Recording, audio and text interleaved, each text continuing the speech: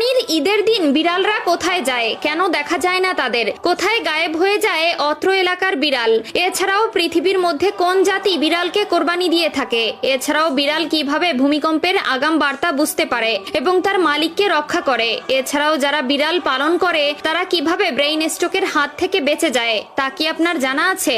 এমনকি রাসূলুল্লাহ সাল্লাল্লাহু আলাইহি ওয়াসাল্লাম আজ থেকে 1400 বছর আগে এই বিড়াল সম্পর্কে কি বলে গিয়েছিলেন সেটা কি আপনার জানা আছে? প্রিয় দর্শক, আজকের এই ভিডিওটি অতীব গুরুত্বপূর্ণ হতে চলেছে।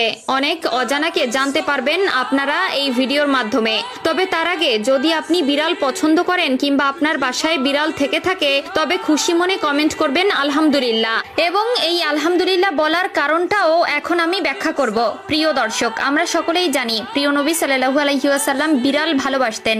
এই বিড়াল সম্পর্কে মহানবী সাল্লাল্লাহু আলাইহি ওয়াসাল্লাম কিছু হাদিস বলে গেছেন আমাদের, যার মধ্যে রাসূলুল্লাহ সাল্লাল্লাহু আলাইহি ওয়াসাল্লাম আবু দাউদ শরীফের 754 নম্বর হাদিসে ও তিরমিজি শরীফের 92তম হাদিসে বলেন, বিড়াল কোনো অপবিত্র প্রাণী নয়, বরং এটি তোমাদের গৃহপালিত প্রাণী। এছাড়াও রাসূলুল্লাহ সাল্লাল্লাহু আলাইহি ওয়াসাল্লাম আমাদেরকে বিড়ালের প্রতি দয়া করা নিয়ে একটি ভয়ানক হাদিস বলে গেছেন, যেটা সহিহ বুখারীর হাদিস নম্বর 3318 এবং সহিহ মুসলিমের হাদিস নম্বর 5717তে বলা হয়েছে, একবার রাসূলুল্লাহ সাল্লাল্লাহু আলাইহি ওয়াসাল্লাম এক মহিলার কথা উল্লেখ করলেন যে একটি বিড়ালকে বন্দী করে রাখায় তার উপর আযাব হয়েছিল, কারণ সে বিড়ালটিকে খেতে দেয়নি এবং মুক্তও করেনি যাতে নিজের খাদ্য সংগ্রহ করতে পারে। এছাড়াও আধুনিক গবেষণায় উঠে এসেছে যারা বিড়াল পালন করে বিড়ালকে ভালোবাসে ব্রেইন স্ট্রোক এবং হার্ট অ্যাটাকের সংখ্যা কমে যায়।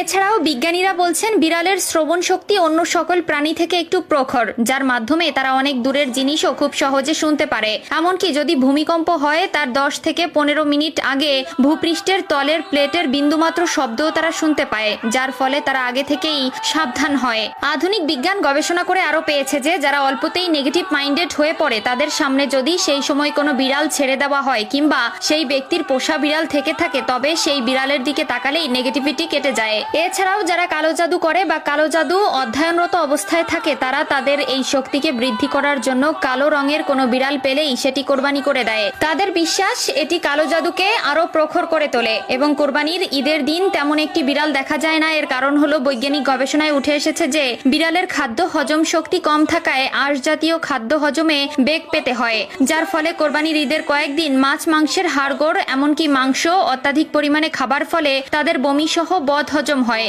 এবং তখন তাদের কাঁচা সবুজ ঘাস খাওয়ার প্রয়োজন পড়ে, যার ফলে তারা লোকালয় ছেড়ে নির্জন এলাকায় ঢুকে ঘাস খায় এবং বিশ্রাম নেয়। তাই প্রিয় দর্শক, বিড়ালের এত গুণাগুণ জানার পরেও যদি কেউ বিড়ালকে ঘৃণা করে তবে সে মূর্খ ছাড়া আর কিছু নয়। তাই তাদের বিড়াল পছন্দের বা যাদের বাসায় বিড়াল আছে তারা একবার কমেন্টে আলহামদুলিল্লাহ বলে